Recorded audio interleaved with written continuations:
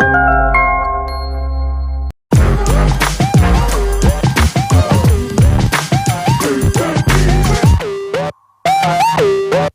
এপিসোডের শুরুতে আমরা দেখতে পাই মিস্টার হির অদ্ভুত কর্মকাণ্ড। তার অফিসের ম্যানেজার সহ সব স্টাফরা অদ্ভুতভাবে তাকে তাকিয়ে দেখতে থাকে, যেখানে মিস্টার হি খুব ফুরফুরে মেজাজের ল্যাপটপ অ্যান্ড হাতে একটি মোবাইল নিয়ে গান শুনছে আর তার তালে তালে বিভিন্ন অঙ্গভঙ্গি করছে, আর অফিসের বাকিরা তার চুপিসারে অবাক হয়ে দেখছে। আর তখনই সেখানে সেক্রেটারি চলে আসলে ম্যানেজার তাকে বাধা দিয়ে বলতে থাকে, প্লিজ আপনি সেখানে যাবেন না, কারণ তাকে দেখে আজ মনে হচ্ছে লোহার গাছে হয়তো ফুল ফুটেছে, মনে হচ্ছে সে কারো প্রেমে পড়েছে। তো এসব বলতে থাকলে সেক্রেটারি তার কথার গুরুত্ব না দিয়ে যার যার কাজে মনোযোগ দিতে বলে। এরপর সেক্রেটারি এসে মিস্টার হিকে জানায়, মিস্টার জুর সাথে আজ বিকেল 3টায় আপনার সাথে মিটিং আছে। তো এসব বলতে থাকলে মিস্টার হি সেদিক খেয়াল না করে সে তার ল্যাপটপে থাকা কিনবির সাথে তার যুগল ছবিটির দিকে তাকিয়ে সেটিকে জুম করে দেখতে থাকে। আর ওদিকে সেক্রেটারি কি বলছে তা বেখেয়ালিভাবে সে হ্যাঁ বলতে থাকে। পরের সিনে কিনবি গুনগুন করে গান গাইতে গাইতে ওর ক্লিনিকে আসলে সবাই ওর হাসি মাখা মুখ দেখে তারা বলতে থাকে, তোমাকে আজ অনেক খুশি খুশি লাগছে। আর কিনবি তাদের কথা অ্যাভয়েড করে হাসি দিয়ে ওর চেম্বারে চলে যায়। অ্যান্ড ওদিকে মিসলিন রেগে মিস্টার হির অফিসে এসে তার দিকে ফাইলটি টেবিলে ফেলে সে বলতে থাকে, আপনি কাউকে দিয়ে এটা নিশ্চয়ই করিয়েছেন যাতে আমি এখান থেকে চলে যাই। তো মিস্টার হি শুনে বলতে থাকে, আমি এতে দোষের কিছু দেখছি না, এতে আপনার আর আমার উভয়ের জন্যই ভালো, কেননা আমার গার্লফ্রেন্ড আমাকে আপনার সাথে দেখলে সে পছন্দ করবে না। তো লিন বুঝতে পেরেও মিস্টার হিকে বলতে থাকে, আমার আর আপনার মতো শক্ত মানুষের কোনো সম্পর্ক বেশি দিন টিকবে না বলে রেগে ও সেখান থেকে চলে যায়। দেন কিনবি ওর চেম্বারে আসলে মিস্টার হি ওকে SMS-এ জানায় ওদের আনুষ্ঠানিক সম্পর্কের আইনিভাবে চুক্তিবদ্ধের জন্য কিছু আইনজীবী সাক্ষী রেখে ওরা চুক্তি স্বাক্ষর করবে, তাই ওকে তার কোম্পানিতে আসতে বলে। বাট কিনবি জানায় এখন ও চুক্তিতে স্বাক্ষর করতে পারবে না। তো মিস্টার হি কেন জিজ্ঞাসা করলে তখন কিনবি ওর অ্যান্সার জানাতে গেলে, আর তখনই ওর কলিগ পেছন থেকে এসে ওকে অ্যান্সার দিতে মানা করে অ্যান্ড তাকে ওয়েটিংয়ে রাখতে বলে।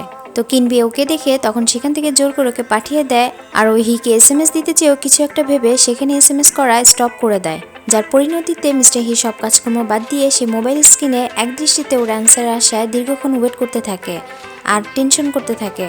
এরপর কিছুক্ষণ পর বলতে থাকে, তুমি অ্যান্সার দিচ্ছ না কেন? তবে কি তুমি এই চুক্তিতে স্বাক্ষর করতে চাচ্ছ না? তবে কি তুমি আমাকে লাইক করো না? যদি আমাকে না করো তবে কাকে করো? এসব বিভিন্ন প্রশ্নের টেনশনে তার মাথা উলটপালট হতে থাকলে এরপর সে সেক্রেটারিকে দেখে বলতে থাকে আইনজীবীদের রেডি হতে।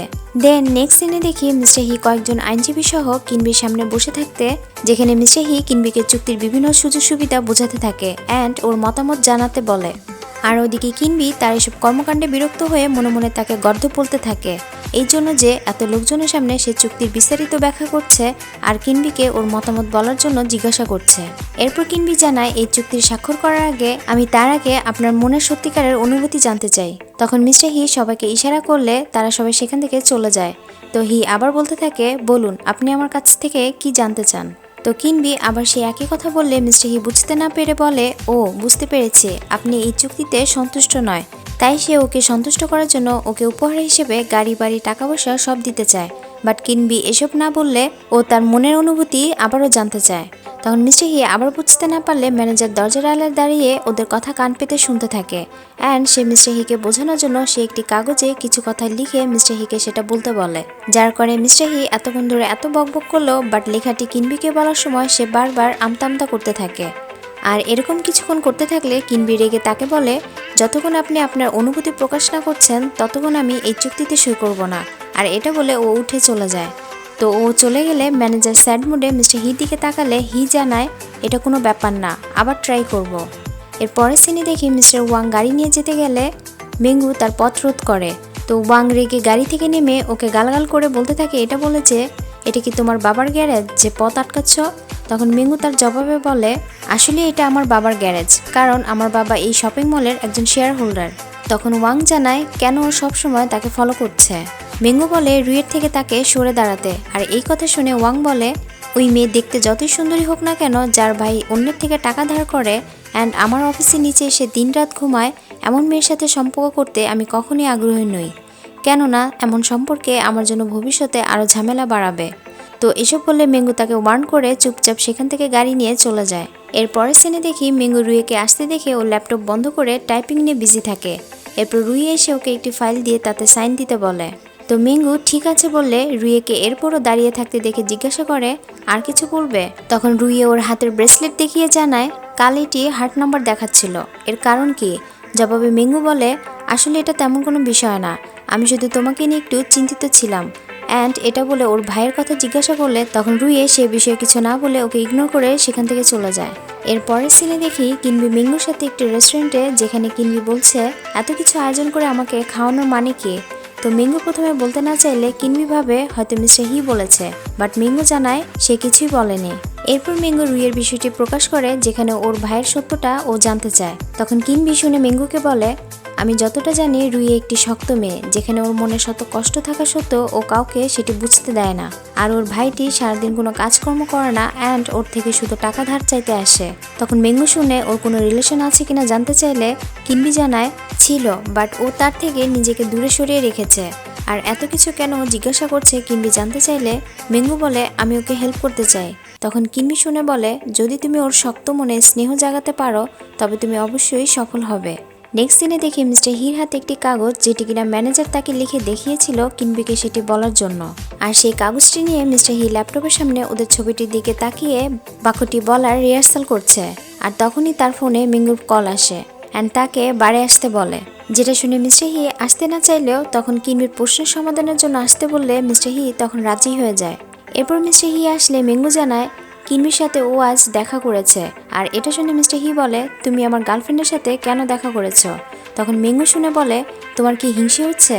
এরপর বলে, আমি রুইয়ের বিষয়ে কথা বলতে এসেছিলাম, সাথে তোমাদের বিষয়েও জানতে পারলাম, যেখানে কিনবি তোমার মনের অনুভূতির কথা জানতে চায়। তখন মিস্টার হি শুনে এর সমাধান কি জানতে চাইলে মিঙ্গু জানায়, এর জন্য তোমাকে একটি নিখুঁত সময় বের করতে হবে, তাকে সময় দেওয়ার জন্য। নেক্সট সিনে দেখি মিস্টার হি মিঙ্গুর কথায় একটি নদীর পাড়ে এসে কিনবিকে সাথে নিয়ে ছিপ দিয়ে মাছ ধরছে। আর ওদিকে কিনবি এমন জায়গায় এসে মশা ওর পায়ে কামড়াতে থাকলে ও জোরে জোরে শব্দ করে মশা মারতে থাকে অ্যান্ড মিস্টার হির উপর বিরক্ত হতে থাকে। তো মিস্টার হি ওকে শব্দ করতে দেখে ওকে চুপ হতে বলে, নয়তো ছিপ থেকে মাছ চলে যাবে। আর কিনবি তাকে মনে মনে বকতে থাকে এই জন্য যে তার অনুভূতি প্রকাশের জন্য সে এমন জায়গা নির্বাচন করেছে। এরপর কিনবি আবারও তাকে অনুভূতি প্রকাশ করতে বললে মিস্টার হি ওকে তার মাছ ধরার অনুভূতি জানাতে থাকে, যেটা শুনে কিনবির রাগ উঠে অ্যান্ড ওর পাশে থাকা অন্য ফিশারদের সাথে ও আবল তাবল কথা বলতে থাকে। তো মিস্টার হি এটা দেখে তখন চুপ হয়ে যায়। এরপর মিস্টার হি ওকে মাছ ধরা শিখতে বললে কিনবি না চাইলে মিস্টার হি তখন শিয়াবাওর প্রসঙ্গ উঠায়, এটা যে শিয়াবাও যখন জানতে পারবে তার মম মাছ ধরতে পেরেছে, আর এটা শুনলে সে অনেক খুশি হয়ে যাবে। তখন কিনবি একথা শুনে উঠে দাঁড়ায় আর ও মাছ ধরার জন্য ছিপটি টান দিতে গেলে আর তখনই ও মিস্টার হির উপরে পড়ে যায়। আর তখন মিস্টার হি জানায় ছিপে মাছ উঠেছে, আর এটা বলে সে কিনবিকে কিস করতে থাকে। নেক্সট সিনে দেখি শিয়াবা ওর মমকে বলার জন্য সে সেই বাক্যটি উচ্চারণ করে ওর পাপাকে ট্রেনিং দিতে থাকে। বাট মিস্টার হি এটা দেখে অবাক হয় যে শিয়াও এতদিন পর তার সাথে এত সুন্দর করে গুছিয়ে কথা বলছে। তো শিয়াওকে মিস্টার হি জিজ্ঞেস করে, তুমি এতদিন পর তোমার পাপার সাথে কথা বলার আগ্রহী? তো শিয়াও না বলে অ্যান্ড সে তার ছোট একটি বোর্ড নিয়ে লিখে জানায় সে যে কথাটি তাকে এতক্ষণ ধরে শিখিয়েছে সে সেটি বুঝতে পেরেছে কিনা। তখন মিস্টার হি বলে, এই মুখস্থ কথা শিখে আমি আমার অনুভূতি প্রকাশ করতে পারবো না। আর এটা বলে সে উদাহরণস্বরূপ কম্পিউটার ল্যাপটপ দেখিয়ে বলতে থাকে, এরা যেমন যোগাযোগের মাধ্যম, বাট এরা কখনো কাউকে আবেগ বোঝাতে পারবে না। তখন শিয়াবাও ওর পাপার এমন মন্তব্য শুনে সে রাগে কিবোর্ড ফেলে দেয়। এর পরের সিনে আমরা দেখি মিস্টার হি তার বেডে শুয়ে সে বিছানা ঠিকঠাক করে অ্যান্ড একটু ভাব নিয়ে শুয়ে কিনবির জন্য ওয়েট করতে থাকে। তখন কিনবি আসলে তার এমন হাবভাব দেখে কিনবি অবাক হয়ে জিজ্ঞাসা করে, আপনার হঠাৎ কি হয়েছে? তো মিস্টার হি জানায়, আমি হলিউড মুভিতে দেখেছি তারা একজন আরেকজন ডেট করা শেষে এরপর তারা বিছানা শুয়ে তাদের নিজেদের আবেগ প্রকাশ করতে থাকে। তখন কিনবি এটা শুনে তাকে ঘুষি মারার প্রস্তুত হলে মিস্টার হি আবারও বলে, যদি আপনি আমার সাথে মাছ ধরার ডেটে সন্তুষ্ট না হন তবে এখানে আসুন। আর এটা বলে মিস্টার হি তার বিছানায় আসতে বললে, যেখানে সে তার এতদিনের রিহার্সাল করা বাক্যটি কিনবিকে বলার জন্য ডাকলে, বাট কিনবি সেটা না বুঝতে পেরে বরং ও উল্টোটা বোঝে, যার ফলে ভয়ে দৌড়ে ওর রুমে গিয়ে সাথে সাথে দরজা জানালা ক্লোজ করে দেয়। আর মিস্টার হি কিছু বুঝতে না পেরে অবাক হয়ে তাকিয়ে থাকে। এর পরের দিশে দেখি মিস লিন ঘুমের মধ্যে কোনো দুঃস্বপ্ন দেখতে থাকলে তখন ও ঘন ঘন নিঃশ্বাস নিতে থাকে। দেন ওর মম এসে ওকে জাগায় অ্যান্ড জিজ্ঞেস করে, তুমি কি ঠিক আছো? তখন লিন জানায়, হ্যাঁ ও ঠিক আছে। এরপর ওর মম ওকে ডিনার জন্য আসতে বলে সে চলে যায়। দেন লিন ওর ব্যাগ থেকে একটি বক্স বের করে মেডিসিন খুঁজলে দেখে সেটি খালি। এরপর ওর মম ডিনার খাওয়ার সময় ওর মম ওকে জিজ্ঞাসা করে তোমাদের দুজনের বিয়ের কত দূরে এগোলো, যেখানে ওর মম আরো বলতে থাকে তোমার বাবা প্রায় এখন অসুস্থ থাকে, আর তাই আমি চাই তোমাকে এখন হিসি গ্রুপের কোম্পানি শক্ত করে ধরে রাখতে হবে অ্যান্ড তোমাকে কঠোর পরিশ্রম করতে হবে। তো এসব শুনে লিন চুপ করে থাকে অ্যান্ড ওর হাত পা কাঁপতে থাকে। দেন লিন বলে ওকে মিস্টার হি হিসি গ্রুপ ছাড়ার জন্য ওকে নোটিশ পাঠিয়েছে অ্যান্ড সে ডক্টর কিনবির সাথে সম্পর্কে জড়িয়েছে। আর এটা বলে লিন দ্রুত ওর রুমে চলে যায় আর ওর মম একথা শুনে সে অবাক হয়ে যায়। এর পরের সিনে কিনবি বাসায় ফিরে দেখে আন্টি ড্রয়িং রুমে বসে ফোনে কথা বলছে, যেখানে সে মিস্টার হিকে জানাচ্ছে যদি তোমার অ্যান্ড লিনের সাথে সম্পর্কে আবদ্ধ হয় তবে তোমার ব্যবসার অনেক লাভবান হবে। বাট মিস্টার হি আন্টির এসব কথা শুনে তাকে এই বিষয়ে আর একটি কথা বলতে নিষেধ করে অ্যান্ড মিস্টার হির মিটিং আছে বলে সে ফোন রেখে দেয়। আর ওদিকে কিনবি দাঁড়িয়ে আন্টির কথা শুনতে থাকলে আন্টি তখন ওকে দেখে তাকিয়ে থাকে। এরপর দেখি আন্টি কিনবিকে একটি রেস্টুরেন্টে নিয়ে আসে, যেখানে সে কিনবিকে বোঝাতে থাকে আমি জানি তুমি বাচ্চাদের খুব আকর্ষিত করতে পারো অ্যান্ড তাদের মনের ভাব ধরতে পারো, বাট আমি যদি বলি তুমি আমার জন্য কিছু করো, তখন জবাবে কিনবি জানায় আমি আপনাকে সাহায্য করার জন্য চেষ্টা করব।